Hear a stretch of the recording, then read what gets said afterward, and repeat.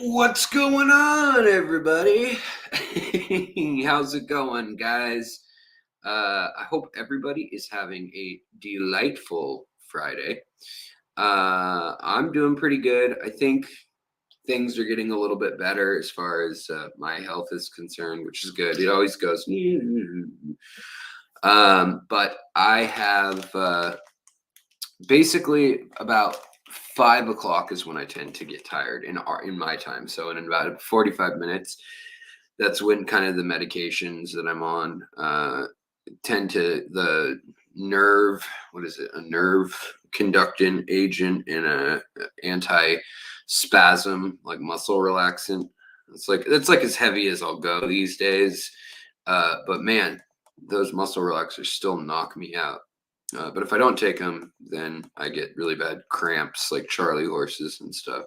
So if you guys think I'm fading, don't let me make a fool of myself again. Looking tired. But it's good to see everybody. I always like these chats. I like hanging out with my friends on a Friday afternoon. Jose, what's going on? Dan, Emma the Sea Witch, good to see you. Goose, what's going on, buddy? Nirvana Aquatics, what's going on?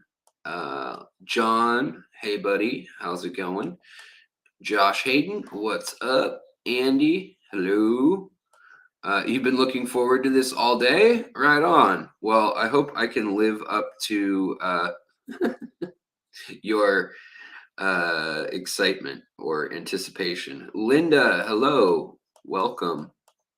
And Kenny, what's up? Fish Tank Master, Kenny. Moose, what's up? I really want to go to that. I really want to go to the meetup, Kenny, down in where's it at? Salem? Is that where it is? I want to come down there for that. I need to get access to some home bread. I'm kind of sick of the selections at the local couple stores. Miss Kitty, hello. David, hello.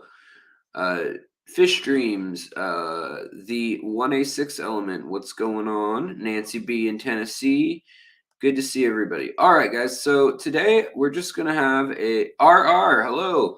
Happy Saturday morning from Bangkok, right on. We're time traveling now. See, production value, guys. Do I ship plants to California? So with plants, from time to time, I do. Like, honestly, I have a lot of plants and I need to trim them a lot. And I try to sell them locally if I can, or give them away to like new keepers or to the rare ones to people who will really appreciate it, or ship them to you guys. A lot of times, channel members, I'll send plants to. Well, I shouldn't say a lot of times, but I'll send like 4 or 5 people batches every few months, something like that. But yeah, so it's a possibility. Let me know what you're looking for. And usually I like to do a bundle where I'll put in like 20 species and basically put them in a grab bag, and it'll be up to you to use all 50 species, or well, probably be like 50 stems, 20 to 30 species. Most of them, almost all of them, they don't need CO2, and I tend to ship stuff that doesn't need CO2, but it looks better with CO2, if that makes sense. Let's see here. Thanks, Dan. Also, let's see.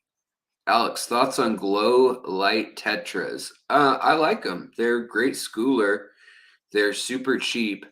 And yeah, I really like them. I think they're one of the best schoolers. I think like silver tip tetras, rummy nose tetras, ember tetras, the rasboras like lamb chop, or the harlequin, purple harlequin. All those I think are probably my favorites for schooling little fish. Danios, little any sort of danio. It's just the bigger danios like a kythit danio or the leopard or zebra danio. They tend to get a little bit what's the word, uppity, nippy, but they're great in a filterless tank because you're able to have them churn the water just because they're so spastic all day, which is rather nice. Laban, welcome. Good to see you. Coro, also good to see you. Linda, thank you so much, Linda Taylor. We have a 99-cent super chat. I feel like now I need to do one of those I need one of those channel things where like something happens when you do a super chat that everybody can get in on, but it can't be too annoying. It has to be real quick, like 30 seconds. 30 seconds. Well, that's way too long. Like a second. Craig's Catfish, what's up? 3G, what's up? How's everybody doing? Welcome, welcome. So today, if you guys have questions, I'm happy to answer them. I feel like sometimes I get too into like filming tanks and talking about whatever, tannins or fish or something. And today, if you have a question, just at Fishtory and then write your question, or at The Secret History Living in Your Aquarium if you love typing. Carolyn, hello, you made it. Well, welcome. I'm so glad to have you here. That's awesome. Paul, Seth, welcome. Come on in. Seth made it too. All right.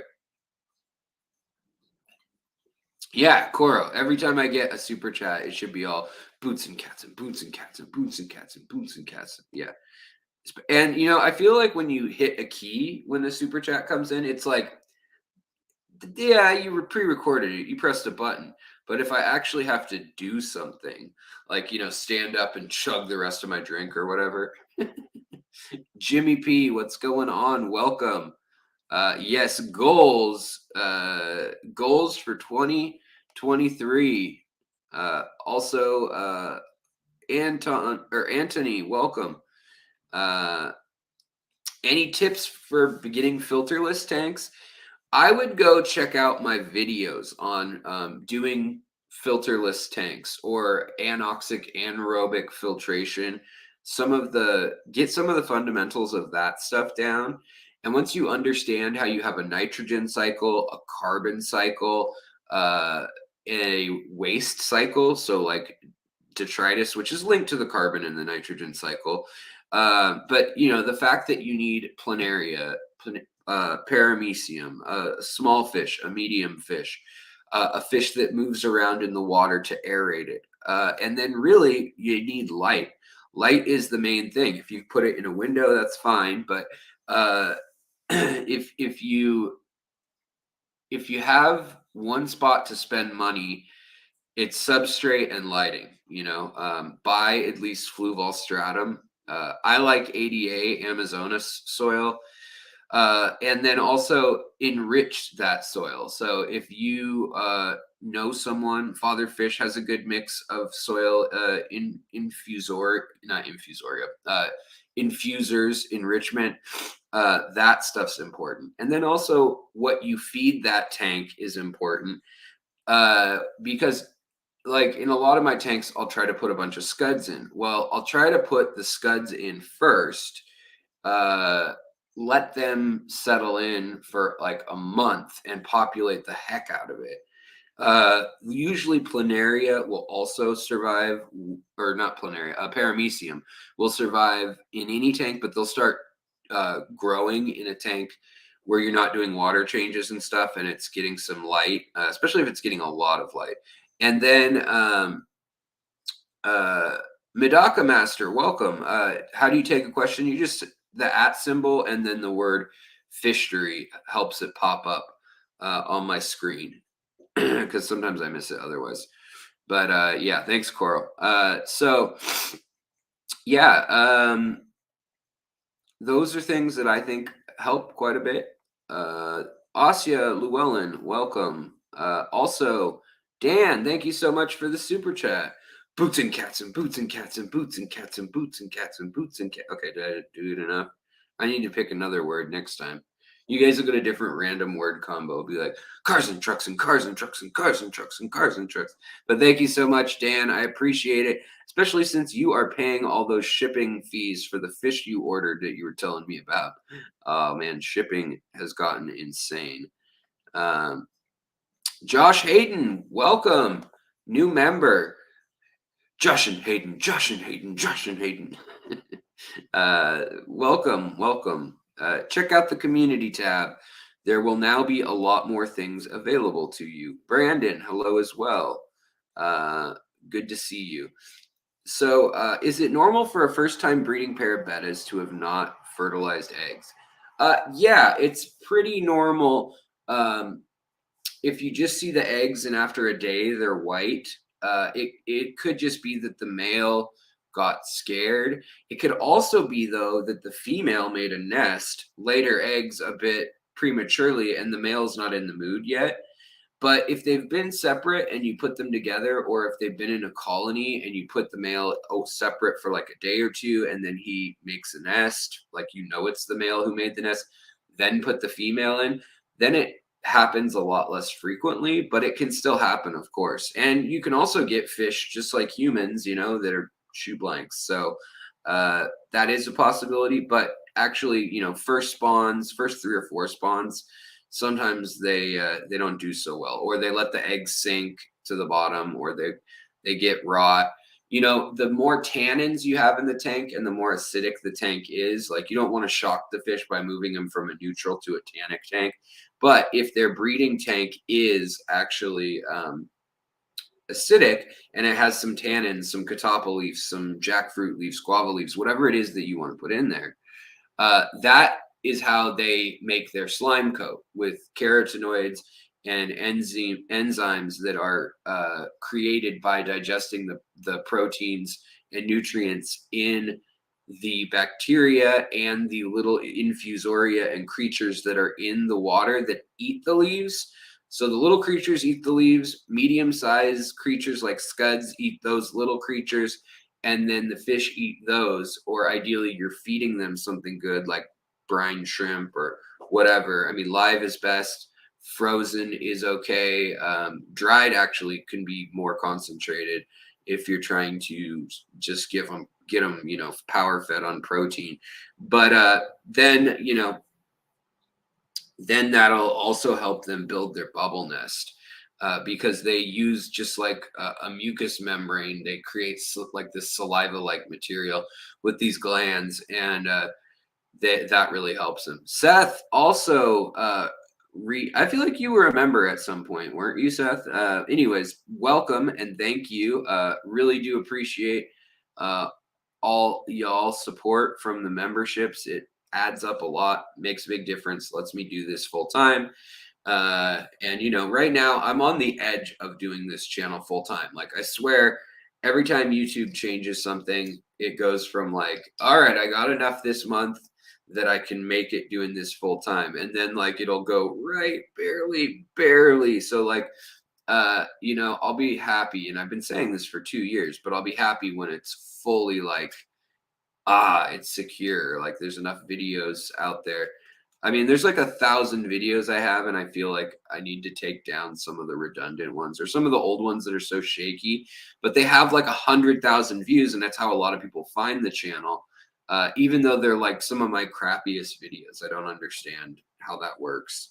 There's like no quality to them as far as filming goes. Like my voice sounds crappy. They're shaky. The information's probably fine, but it's just a matter of, it's kind of frustrating when that's the case.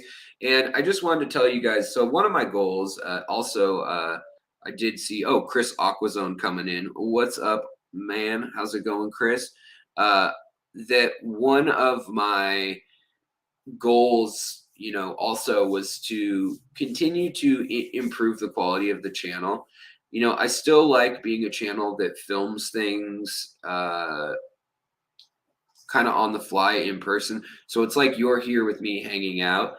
And I don't necessarily know if I want to get into the phase of being so ADD with my graphics and stuff that there's a thing here and then a thing here, and I say something and there's a joke and like I put an image that goes with the joke or whatever, just like kind of social media has turned into.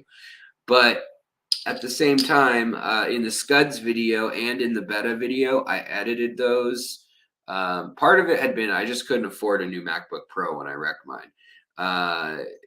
honestly, my medical bills just drown me. And so between life in Seattle being expensive and that, that's always the issue. So I didn't have a way to edit videos well. Well, the phone that I had to get, because I crunched my old phone literally in half when I was down in Florida, the phone is actually good enough that it has a pretty darn good, and it's one of the big Note ones. So it's like, the size of a freaking brick, and it can do editing now, which is nice, like with the stylus and everything. So I actually was able to buy a program, a software, and edit in the last 2 videos I've posted. So I'm curious what you guys think. Obviously, I'm still not great at it, but it's like a new program that I have to learn. There's like some limitations with ramp ups and ramp downs and transitions and stuff that you would have a lot better on like a desktop or a computer, where if you were sitting and editing with like 2 monitors and had everything's, and it would go a lot faster.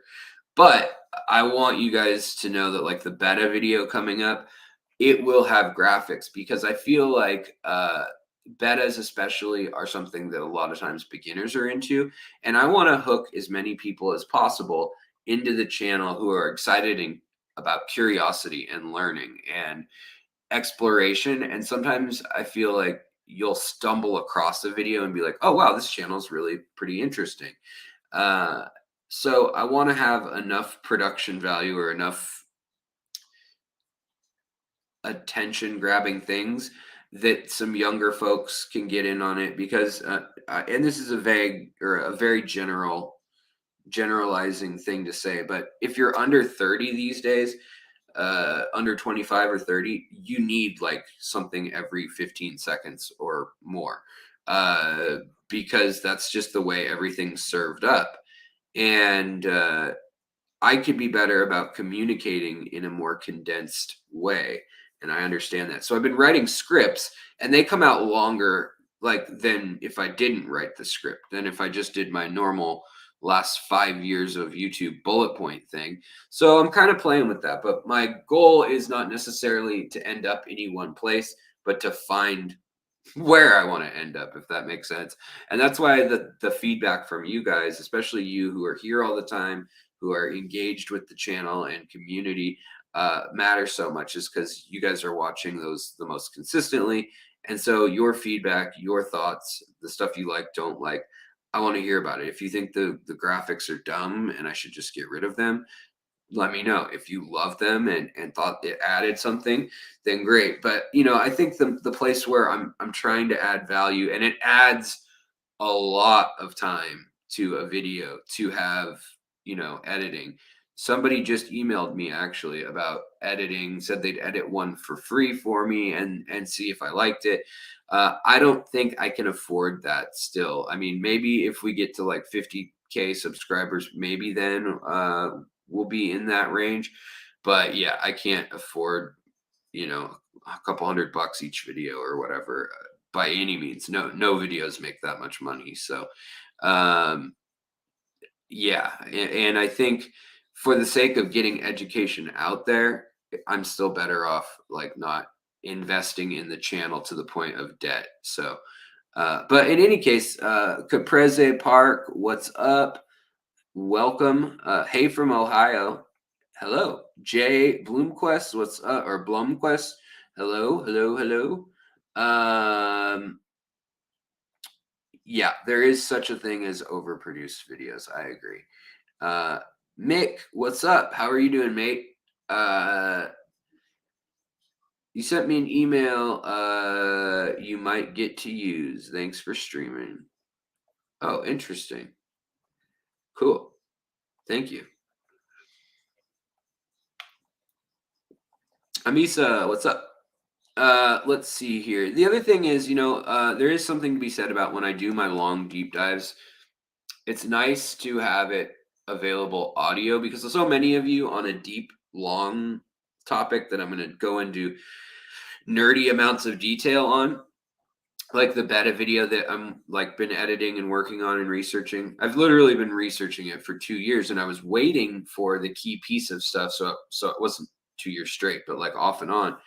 But the thing that I was hoping to find was the you know, genetic information, and they just hadn't done it, and now they have. So it's incredible, and there's like this study that's just wild. It's just incredible how detailed it is.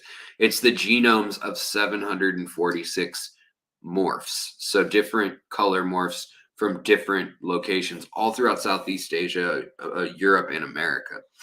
And they go back and they trace it and they split out which wild species are there, where the bottleneck was, because prior to 1900, 1910 really is the year that they start traveling across the whole world. They were only in Southeast Asia. Aaron, welcome. Also, you like decent quality filming? I appreciate graphics edited that add info. Really dislike it when it looks like an effort to cover up a lack of knowledge. Yeah, no, I agree. Yeah, I agree with all of that. And it's like if this channel had 1 million subscribers, I'd be like, sure, edit the heck out of it, and I'd hire someone to go find like relevant data, or to like graph it out or whatever. In the most recent video, the one I did today, if you're interested in checking it out, it's on Scuds, and I was reading off a script, and that was a little tough on that long of a read. And I had to do it in parts and cut it up and kind of edit it. And then there's a few things that felt a bit redundant, and I know I could have compressed it by about 5 minutes if I'd really, really like worked on like that. But also, I tried to embed more content on the side, like just kind of like up in the corner, and hopefully like demonstrate like what it looks like to do this. That way I can sit and I can, get the actual data like correct. Like, this is the Latin name of it. This is where it's from. This is the date that this and that happened, or that this was found. These are the chemicals that are active. Here's, the nutrition facts, and then having the nutrition facts on the screen. Like, I'm going to try to start doing at least that level of editing. And it probably doubles my time in the production of the video, but I think it's better than just putting out a bunch of other stuff, unless it's firsthand like tours and stuff. Then I think we'll probably be fine. Suggestions for strong flow unheated 20 long with 2 hill stream loaches. Dania is struggling to find food because of the current washing it away. They never search the substrate. Yeah, so Danios can be a bit of a pain that way. You can. It's not against the rules to turn off your flow if you've got. I don't know what your flow is, if it's power heads or just hang off the back filter or a redirected like spray bar or what it is, but you can turn that off and feed them. There's no crime in that, and I think that's a good idea. Definitely. Loretta Jackson, hello. Fishery, less is more. Quality shows, real info's best. Well, thank you. I do appreciate that perspective also. That's mine. I mean, I guess I grew up on watching public access and college, university channels that are locally. Do I have something on my? Oh, I thought I said I had something on my nose. It's just a shadow from my hair is getting long again. But yeah, let's see here. Yeah, I kind of, plus like whatever I'm doing, I have like a podcast or music on. So I listen. My wife, oh goodness gracious me, she came in and told me, look, it says that I have had a a what was it, 17,000 minutes listened to of Spotify. I'm a hardcore music listener, and I was like, oh wow, how'd you find that out? And I go look in the app, and it's like 87,000 minutes. I was like, how many minutes are even in a year? I had to like look it up. I was like, that doesn't sound right. But apparently like a third of my life I'm listening to something through Spotify. And now, as you guys know, my app or my app, my channel, my content will be also on Spotify. So the deep dives and stuff, they'll be going up there if they're not a visually intensive thing. And then we'll have the fishery episodes going up there sometime, hopefully soon. But I'm gonna kind of launch that as a series once we've got the channel up and kind of some kinks worked out and stuff for a couple months probably. Uh, but yeah. Oh, wow. Thank you so much, Miss Kitty. We've got a big old super chat. Thank you so much, Miss Kitty. Your videos are so informative and have helped many. Thank you, Alex. Well, that is super kind of you. You know, I really do. That really does make a difference. Thank you so much, Miss Kitty. And your picture, you look so happy. It spreads happiness. So thank you. I always like a cute picture of a fish or, you know, someone smiling or someone with their family or their dog or whatever. It's always nice to have something, I guess, that's, I don't know, subconsciously in the stream when I see the pictures. It's always nice to have something that looks joyous. Madaka Master, you became a member. Thank you so very much. I really do appreciate it. Check out the community tab. There's a lot of content on there that I've posted for members only. And, you know, I have struggled in my heart with the whole, and this year, this is something I'll need to figure out too. But I've struggled in my heart with the thought of, do I release education to everyone? I mean, I want everyone who loves it, who's curious, who asks, I want them to be able to find the things they're interested in. At the same time, I don't like, I want to give members something extra. So it's kind of like my compromise was like, you guys get it early. I still want to release it all the way. And I'm actually going to, holy cow, I might lose my power. Look at, let me turn this around for a sec. Can you guys, is it gonna, oh, it's not gonna focus. But if you guys can probably make out for a second that there's like a big old gusts of wind coming through, branches coming down off the evergreen trees. Let's see here. Osteo says you use Dustin's dirt mix capped with gravel and or sand depending on what look you're going for. Yeah, I mean, I don't love dirt tanks in this like literal dirt. I like the aqua soil now that I've worked with it, for the one reason that I move things around all the time. I'm always replanting plants and like moving things or putting a cave here or whatever. Because also for the sake of the channel and because it spoils me and I love it, is I like to go through fish. So there's a lot of fish like those buffalo heads I've had too long.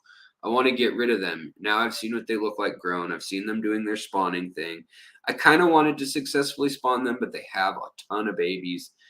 So it's kind of like I'm ready to get that colony on to the next person. I know they're rare, and I know I'm very thankful that Lawrence Kent gave them to me as little babies, and it was fun to grow them up and everything. But now it's kind of like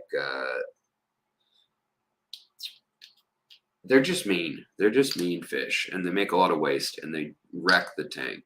And in a 40-gallon breeder, you better be real special if you're going to wreck the whole tank and make it so I can't keep any other fish when I'm limited to about 40 gallons being my max.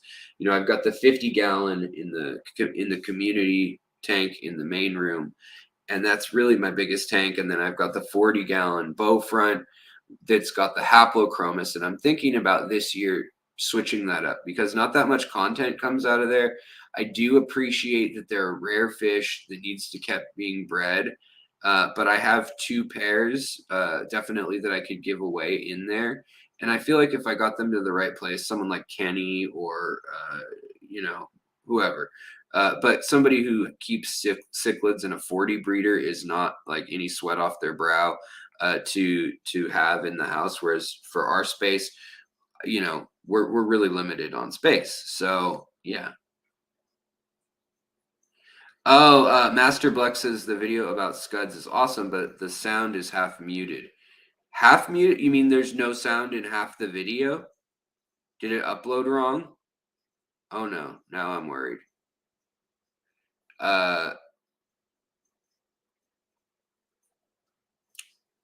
That would be a shame. Or are you just saying it's kind of quiet? Because now I gotta look. Because the reason it was quiet is the dumb software editing program that I have. But I was hoping people could turn it up until I get I need to get another program that basically can compress all the audio file.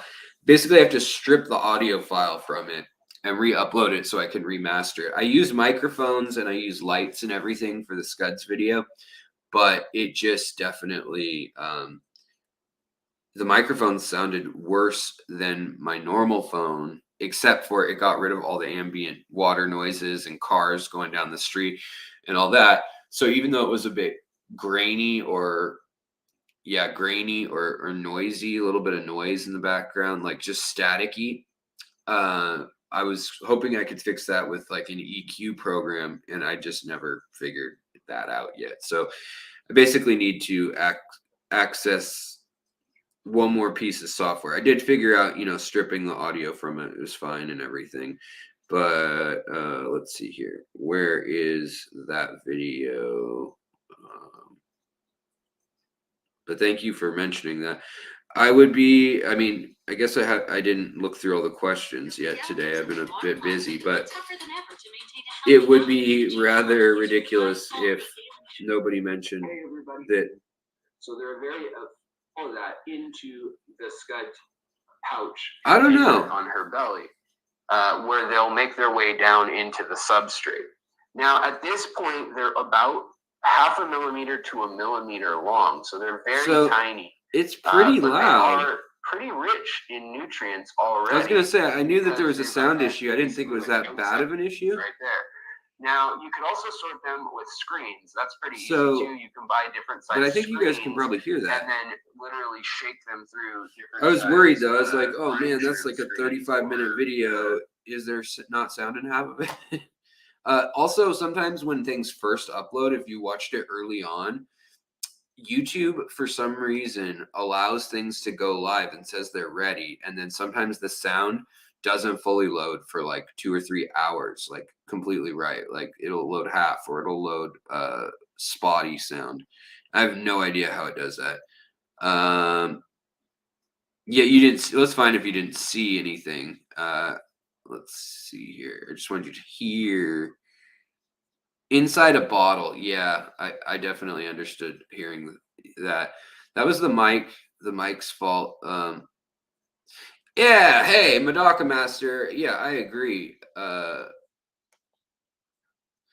It was just over condensed. Yeah, it's because it's one of those what do you call it? Portable condensed lab mics. And yeah, it needed to be equalized out. But I think I could fix that in the future. / I just need to buy another mic too, like a higher quality. Like this is the mic for indoors. Those mics I bought, they're $40 a pop, which is on the cheap side of Bluetooth mics. But I just needed something for those fish farm tours, so that's why I got those mics.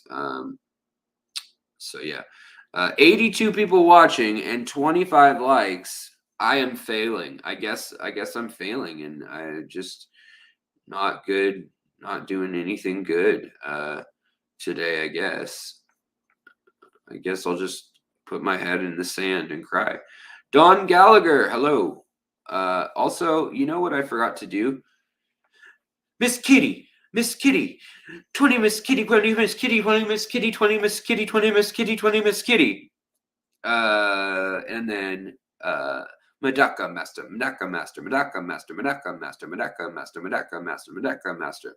All right, there. Now I've done something annoying and noisy and attention getting for the super chats and when people join the channel. Rex, welcome. Good to see you.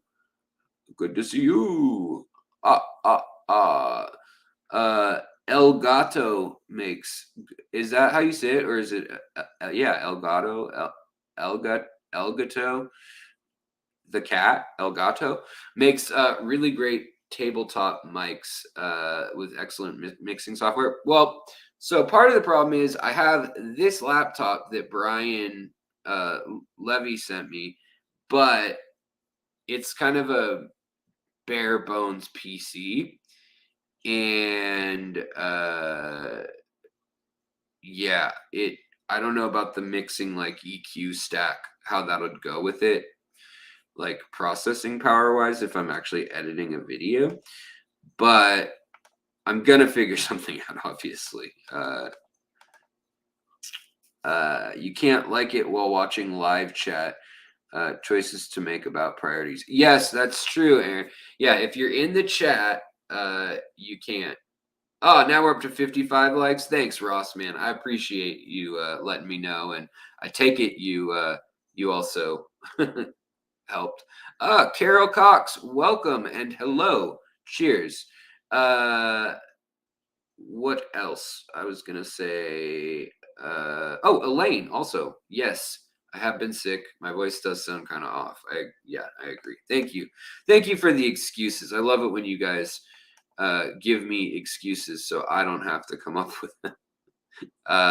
D's Aquatics, what's up? Welcome. Cheers. Happy Friday.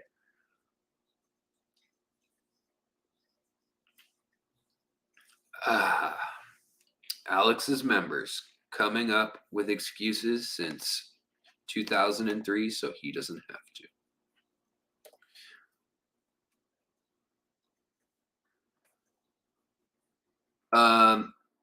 So one of my other goals is going to be, let me pull this up so I can show you guys.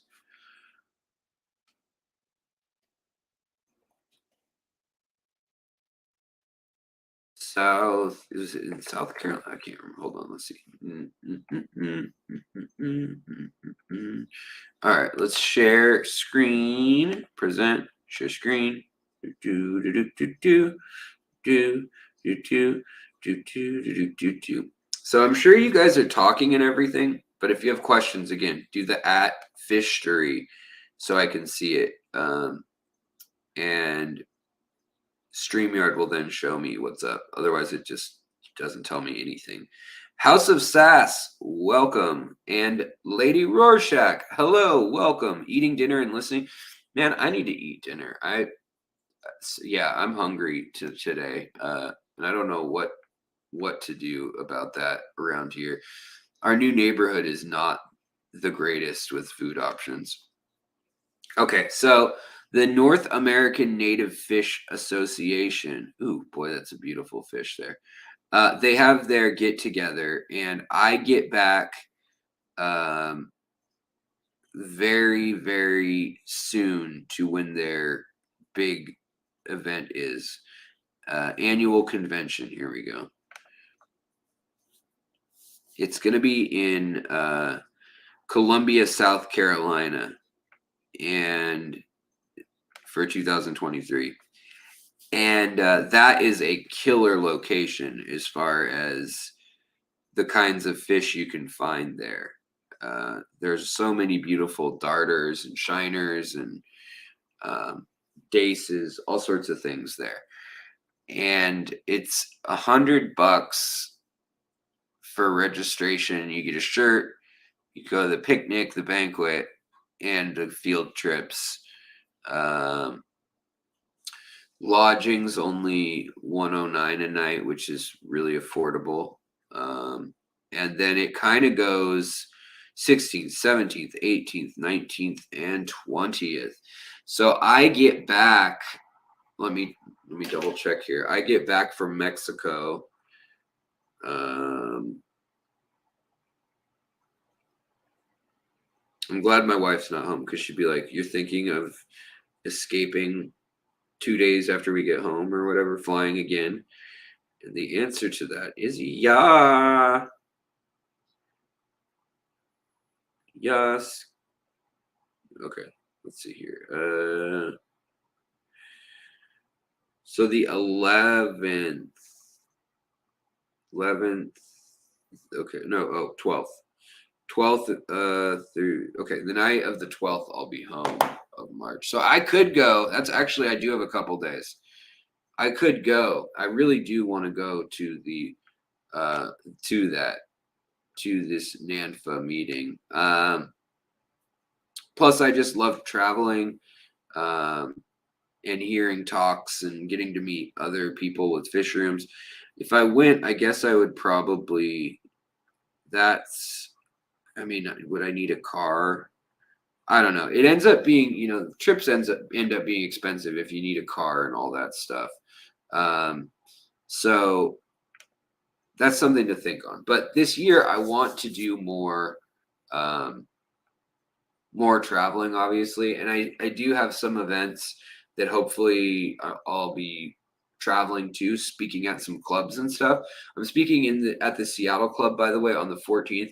Brand new talk that I've never given. And the talk is going to be about fish aquaculture and husbandry all around the world, and when it first started, kind of by continent but also by era, and talking about just how far back and humans have a connection, and the fact that like humans wouldn't have had enough protein for our brains to grow and us to become Homo sapiens if it weren't for shellfish and fish and kelp and stuff that was right on the beach.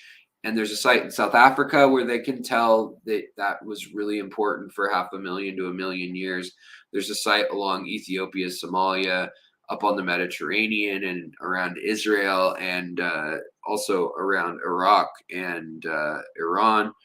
And they can tell that that was really crucial. Plus, all of humanity spreads along the coastlines. And uh, everything from the Australians making it there somewhere between 80 and 50,000 years ago, uh, they did it following the coast. So that protein source, that consistent food source, also is probably what first allowed humans to stay together. Hunting animals, you got to follow them, you got to move. On the beach, you can, if you want, just crack open oysters and eat those all day. So yeah, let's see here. Medaka Master, have I used Marina brand heaters they sell at pet supermarket? And if so, is the knob controls the temper? Oh, I don't know. I don't know actually. I'm sorry about that. We don't have a pet supermarket here. And so I do see Marina brand at one of the local stores from time to time, but not so much lately. Seth, I'm having a survival rate issue. Let's see. Let me pull this up so folks can read too. I'm having a survival rate issue with my pygmy cories, new babies. Any suggestion on what I should take a closer look at? They are in a AA glass bottom 5-gallon with a piece of wood and hornwort is what I'm guessing. When are they dying? Because if they're dying before they even hatch, that's going to be a fungal issue. And what you should probably do is move the eggs into a literal like cup or something with an air stone in it, and just put like 2 drops of methylene blue, or dip a toothpick in methylene blue and then dip it in the cup, and then every day change that water. And that will work pretty well, or at least change a chunk of the water, or have it overflowing even. Put some like cheesecloth or something over it, poke a hole in the cheesecloth, and then like put the air stone through that, poke another hole on the other side, and then you can have the water overspill into something, and kind of just add water in the morning, add water at night. You can do that too, unless you're set up to have constantly dripping water. But if they're not surviving from baby form, it's going to be a nutritional issue. Now, the pygmies are a little bit harder to grow than some of the bigger cories, or normal size cories. I've found that little worms are ideal. So white micro worms when they're very, very young, really important. Vinegar eels are great. And then as soon as they can eat them, baby brine shrimp and bloodworms. If you're just relying on food that's falling and stuff, if it isn't live food, you'll probably have to change that. And that's just the case with a lot of the littler species of any sort of fish fry. What's a natural way of making water softer? So Rex, oh, hey, Skydancer, welcome. So I would say, hmm, probably the best way is to put some wood in your water. Uh, you can also run a charcoal filter in your water, but that can get expensive. I do really like a product called AQUA CHAR, which is heated in a extremely low oxygen environment, like less than 2% or whatever it needs to be activated charcoal or activated carbon.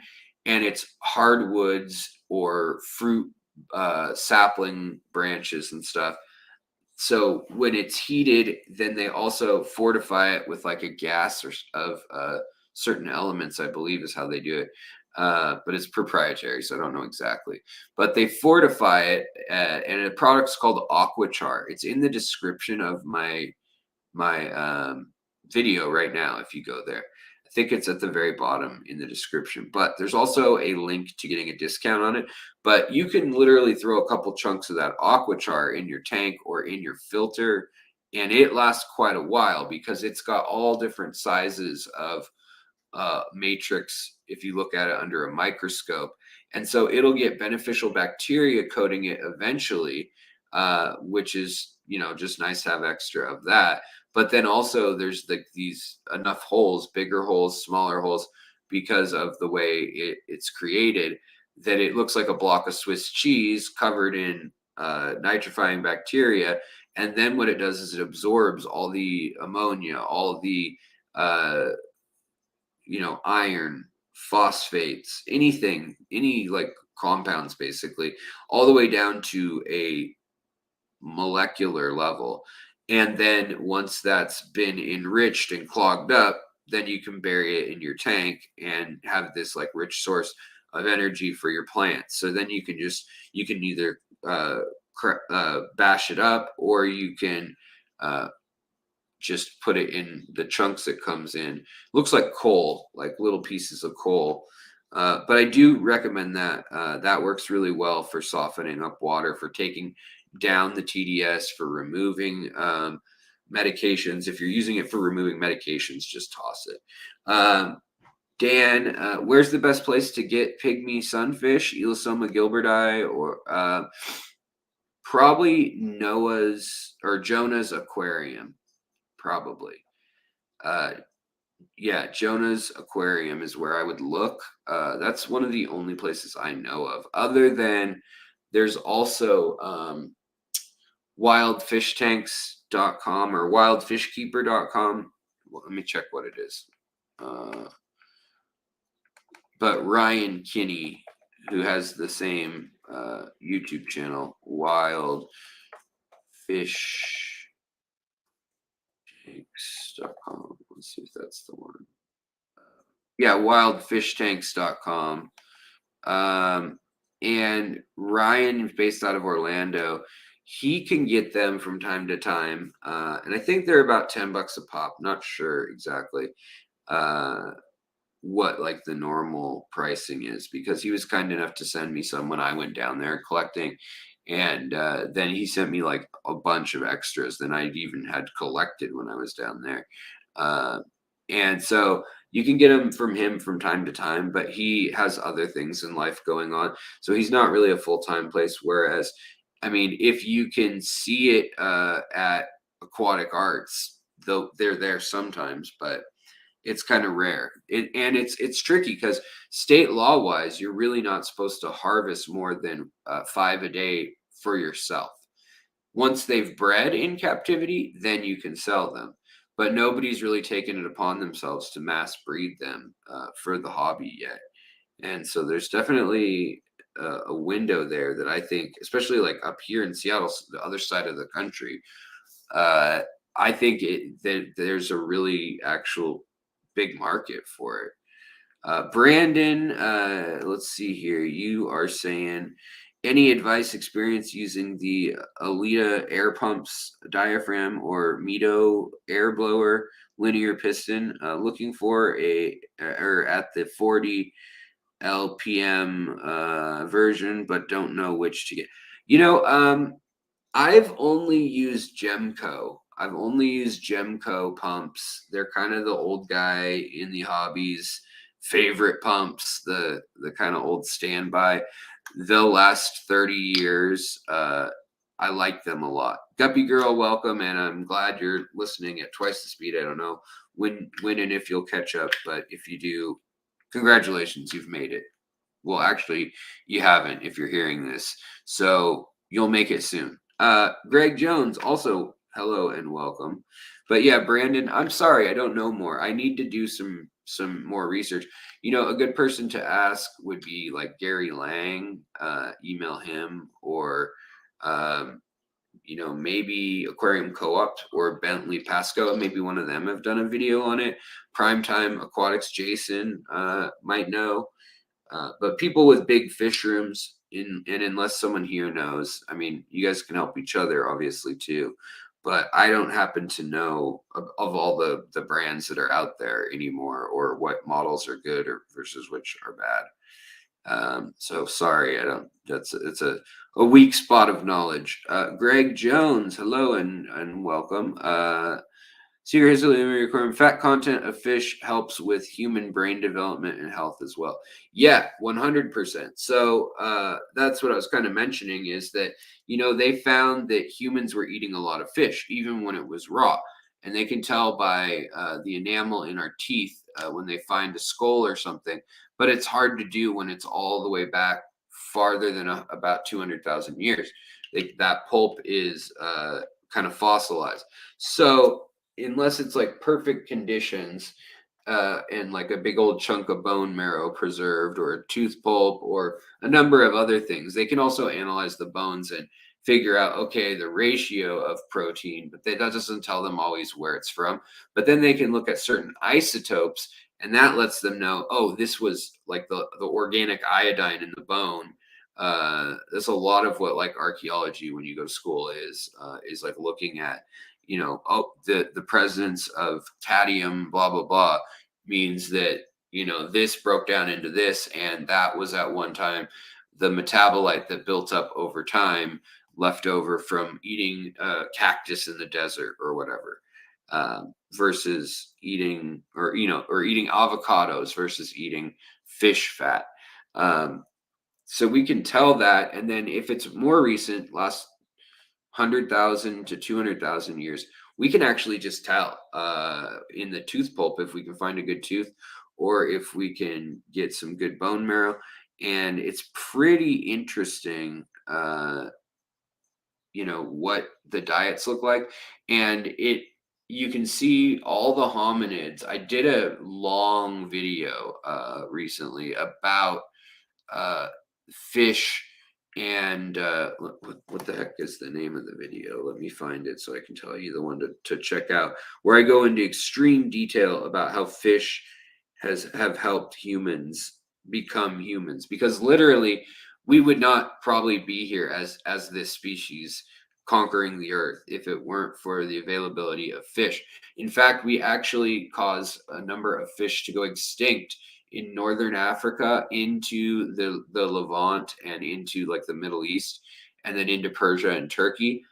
It's Neanderthals, Homo erectus, us, the Denisovans, all those hominid species that are really similar to us. We wiped out like carp and these fish that got like 5 or 6 feet long, several species that were in places like the Sea of Galilee, and all these little oases that used to be there when the moisture was more present at different times in history. And it's pretty likely that humans followed the coastlines out of Africa, and they followed the oasis and lakes So just like the land bridge to America, they probably followed like kelp and the coastline and the ability to hunt. They probably did the same there. And if they didn't have that protein as well as potable water, which actually eating fish, they equalize out the salt that's in them. So you can eat sushimi or poke or raw fish, and it's another source of water. And people like the Kalahari Bushmen in Namibia, where there's like no water, they'll eat things, they'll do things like squeeze those frogs. If you've ever seen the National Geographic thing, poor things, they steal their water for the whole season, or they will take just fish and eat a bunch of little tiny fish. And even if they're on the coast and they're doing it with cast nets and they're catching them and pulling them in and by the big load of little sardines, that's enough to actually give them enough salts for like electrolytes, but also enough fresh water to stay somewhat hydrated compared to if they didn't have that. So that, and then when we learned to cook things, that really changed the game because we learned to cook, ferment, save, dry things when we could take it with us. And so that's part of my whole talk I'm doing, but I've also covered that in that other video, which was, let me get the exact title for you because I was proud of all the hours of research I did on it, but it wasn't a super knock it out of the park, a popular video, which is totally fine. But it was called,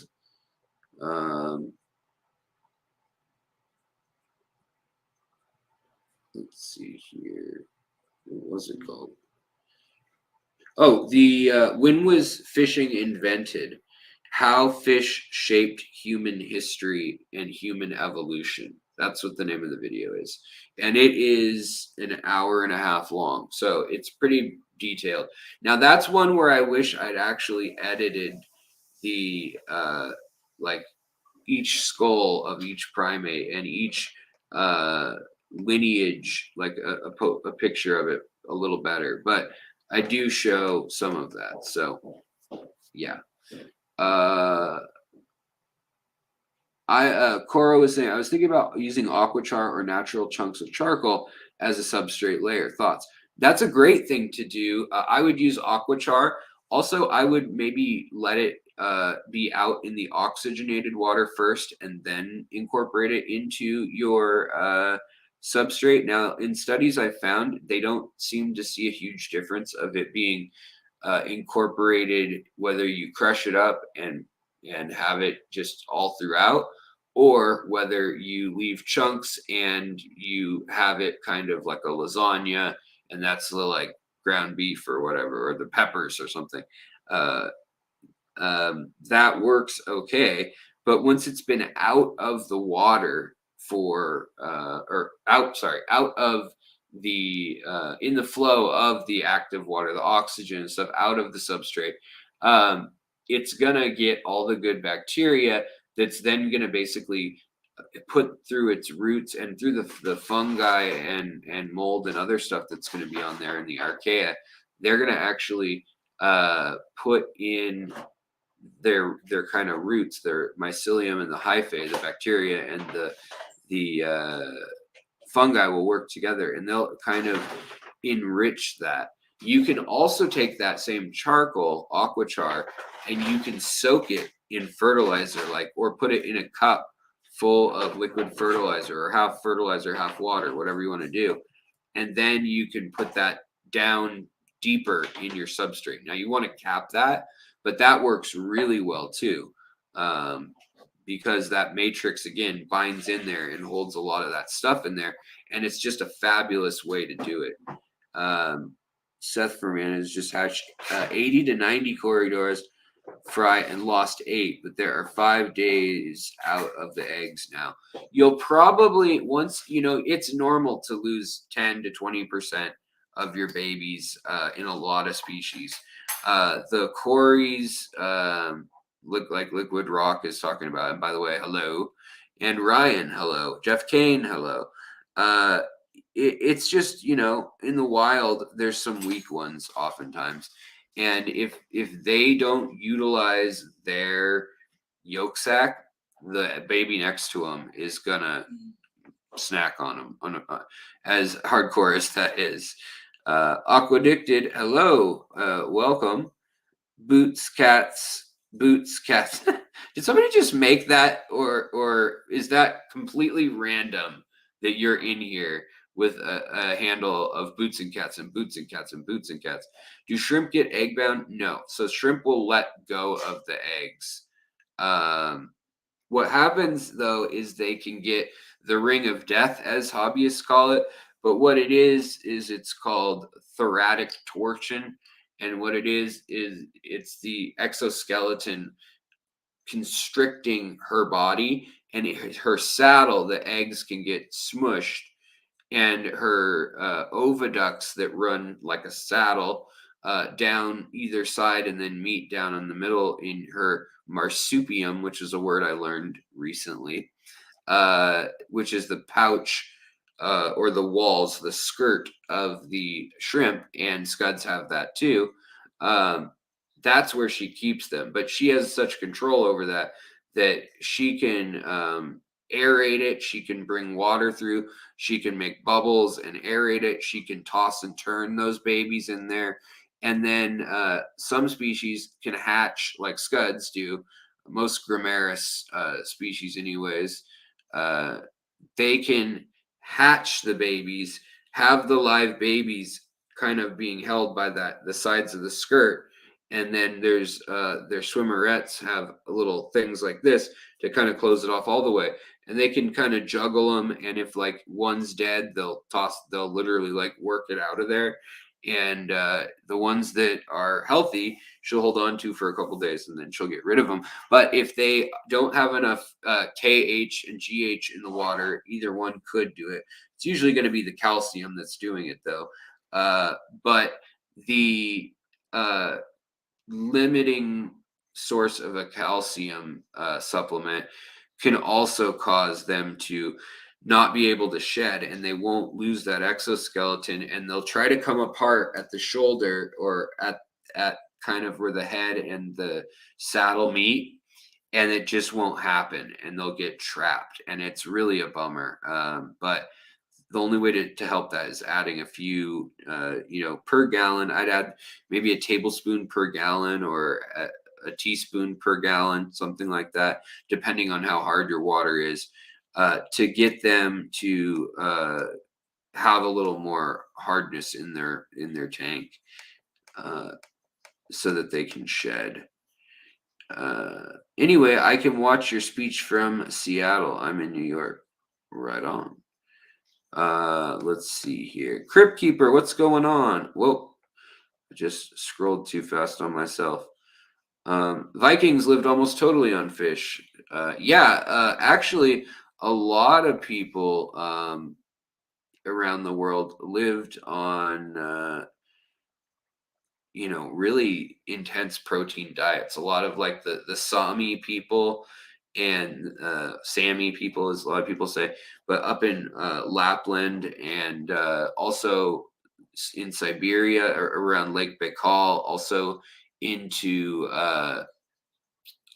the what is that place called? The Japanese or Russian rather, where the Japanese islands start, but where Russia, the Kamchatka Peninsula there, or that's not the name of the peninsula, but Kamchatka is the big city there.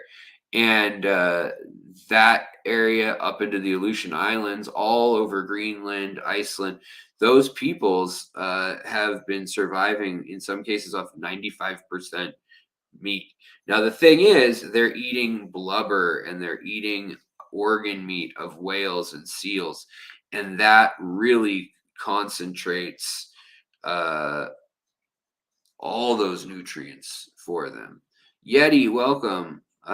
You're drinking a Stella Artois beer in Fife, Scotland, listening to Alex educating fish folks. Cheers, laddie. Enjoy this Stella. That was terrible. Jeff Kane, holy cannoli. Jeff and Kanan, make my day. Cataclysm fun. You want me to go to the Catfish Cataclysm, eh? You support member plants content free to all, and fish implants and fish implants and fish. Okay, we're gonna do fish implants and fish implants and fish implants and fish implants. Thank you so very much. Holy cannoli, a hundo. Wow. Thank you, Jeff. You are a mensch. You are a king amongst what's the word? Knaves. I don't know. You're a king amongst kings, is what you are. I appreciate that. Mario, hello and welcome. Just video. Yes, I've bred CPDs out in tubs and ponds. Not a ton. I'm not gonna lie. If you take the adults out, then you can breed a ton. But they tended to get eaten. I think it was dragonfly nymphs or something eating some of them. And then there was just the issue of Seattle has such intense weather now in the summer where we get hot for like 2 or 3 months. And literally it could be 110 some days now. And then it'll go all the way down to 70. And at night it could be as low as like 40. And that's very unusual, but the last 5 or 6 years, it just seems to be the trend of the weather here.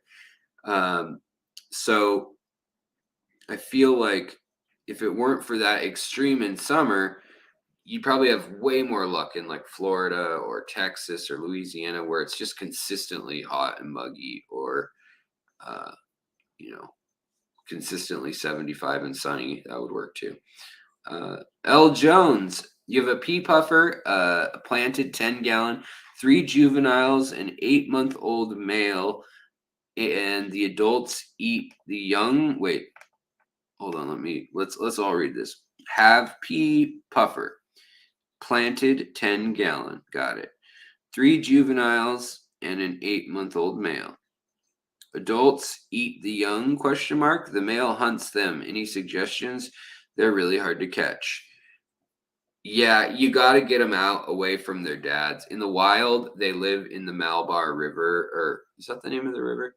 No, I don't think so. It's an Indian river. It might be the Irrawaddy, and there's 2 rivers, but the Irrawaddy might be the one I'm thinking of. But it's the Malabar region. That's why they're called Malabar puffers in a lot of the world. But their babies basically wash away from them after a little while. And they also have such a richness of little critters in there. So, I mean, if you can get a lot more infusoria and, a consistent supply of little snails and things like that, so that like literally the adults could hunt all day, then they probably will eat a lot less of their babies. Yeah. Fishery, or Caitlin, hello, how are you doing? How do you know if eggs are still viable? I pulled already eyed up Medaka eggs 1 week or 2 ago. No fungus that you can see. Seems like a long time for them to still be viable. Oh, so Medaka eggs actually take a really long time. They can take in cooler waters up to 3.5 weeks. So they are really slow developers. If you look at them, I've looked into several videos at Medaka rice fish eggs under the microscope, and they look like a circle with like all these squigglies off of it, and those squigglies stick to stuff. They're like super glue, and they're designed to kind of stick to something, and then if the current or whatever grabs them, then they'll go and they'll stick to some other plant or the bottom of a log or whatever. But they actually do take a long time to develop. Now, their parents tend to not eat their babies nearly as much as like guppies or other fish in a colony. But it is still far best to move those eggs on their own. When you see them, I like to harvest Medaka eggs right in the morning. Like if I see that the female has a full belly of eggs, I'll make sure to wait 15 or 20 minutes after I see her. Like I'll just go out of the room for a minute and then make sure that way that I know, or pretty much know, that she's been fertilized. And then I will just grab that female with a net, and I'll use a little pipette, and I will take her eggs right off of her just gently. And then I'll put those on a piece of moss, put them in a little cup or Tupperware, let them sit for 3 weeks, a little bit of methylene blue or a little bit of almond leaves. Either way, that works well too. Airstone can help as well. Tinger, welcome. Street Trash, what's up? How's it going? How you doing? How you been? Let's see here. You've got one. Alex, I've noticed that some of my shrimp have white eyes. Is this something that can be passed down the line? Sure can, most species. Just like there's blue-eyed and orange-eyed shrimp, there are definitely dominant eye colors in shrimp. And egg colors, too. Seattle is killing me these last few years. Aaron, I agree. It is rough. It is rough the way everything's been going in Seattle. And Rob, what's going on? Street Trash has to say, live like the world is dying. All right. Well, on an optimistic note, let's agree. Let's cheers to that. Mel Wall, hello. Sorry, I'm late. That's fine. It's just $20 for those who are late, but it's fine. Come on in. Nice smallmouth in my thumbnail. At Jeff Kane. Yes.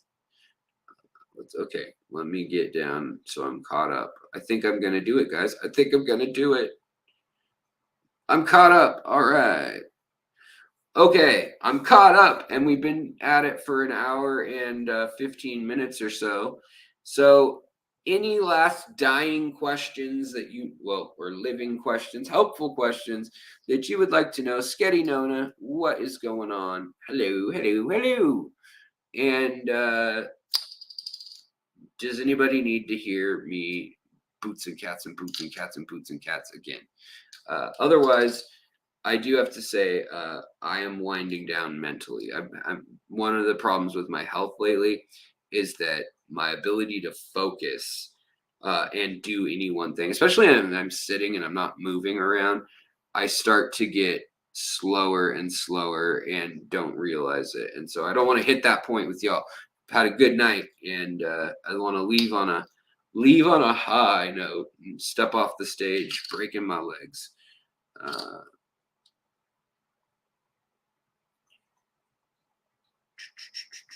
Well, looks like none of y'all have any pressing questions. So I hope you have a wonderful night. If you're watching, the Lucas Brett stream a little later, or if you're going to be tuning into, I don't even know who's going tonight, actually. So I don't recall off the top of my head. But I want you all to have a wonderful evening. Let me know what you think would be the best route of editing. If you like my sneak peek on the Betta video, which I think I'm going to release in chapters and then as one big video, maybe do the opposite of that, one big video and then chapters. Either way, that way we can keep it into chunks of 10 or 15 minutes, and there'll be like 5 to 7 episodes going into all sorts of stuff about bettas. Might cut a little bit of the fat off that, but we'll see. Thank you, Holly. Appreciate it. And you were collecting eggs for most of it. Awesome, Nancy. I hope that they were like Medaka eggs or Cory eggs or some sort of eggs. Awesome, Emma the Sea Witch. Thank you so kindly. We got a $10 super chat from the beautiful. Oh, my wife goes woo from the other room. If anybody's seen the movie King of New York, she says don't. So watch your ears if you have headphones in. But there's a scene where Christopher Walken. He's this gangster, and he's teaming up with this like African American like guerrilla gangster family clan, and he goes, "Ha ha! I love money," and it's the weirdest like what in the hell just happened moment in a movie. But I hope you guys will go search that out. King of New York, Christopher Walken, 1990, right before New Jack City. All right, guys. People say hi, wifey. All right, you guys all have, rainbow shiner eggs, red belly dace eggs. You'll post pics on my Facebook group. Yes. Please sell me some when they are babies or adults, whatever. Man, I've been looking for those. I love them. All right, let's see here. Also, I saw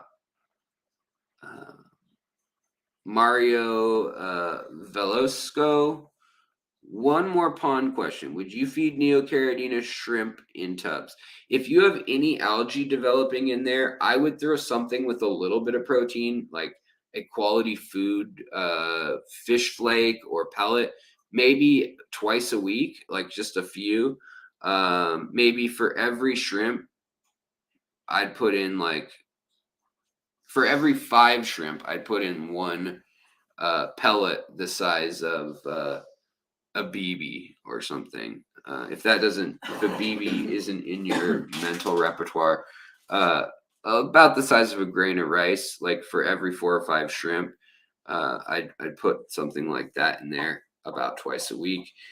That's 50% protein or more, crude protein, and that will take care of that. Plus, then they'll get everything else from the algae.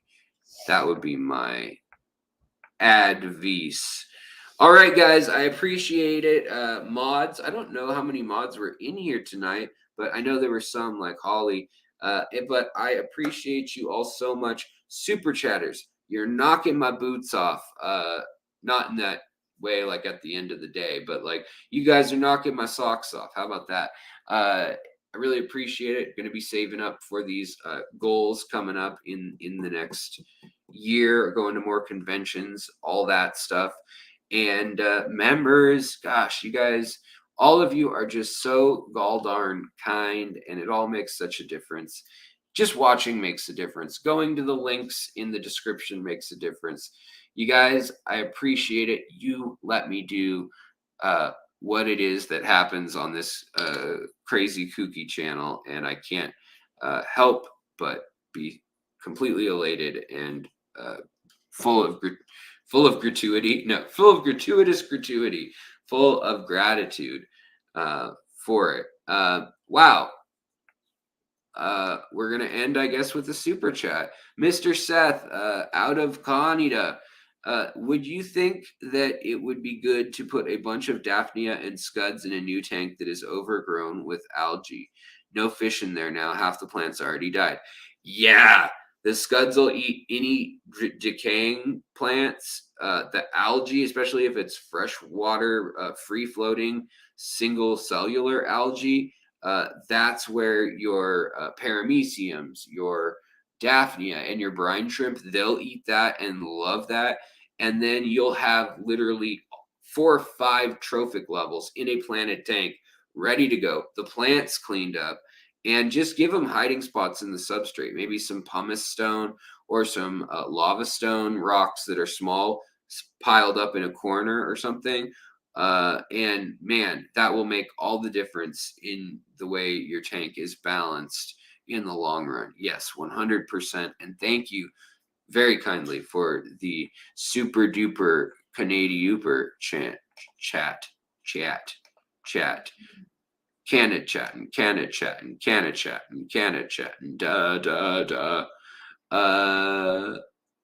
Brandon Meador, also in Washington. Right on. Well, I appreciate it. All right, guys. Well, I'm going to bounce to the ounce and get out of this here vehicle. Waiting until the end of live streams to pull my quarry eggs. Yeah, be careful if you got anything else in the tank, including just a big male quarry. they might eat those eggs off the glass. But yeah. All right, guys. Have a wonderful day. Dee Dee, I see you're here. I'm sorry I have to leave. It is because of you. I don't like you. No, it's so good to see you. Sorry, I'm gonna wrap up the stream, but much love to all you guys. Take care of your fish. Take care of your plants. Take care of your people, and of course, take care of yourself. Because if you don't do that, you can't do the other parts. Have a wonderful night, and I'll see you guys on Tuesday and before then with another video update. All right, guys. Have a good one.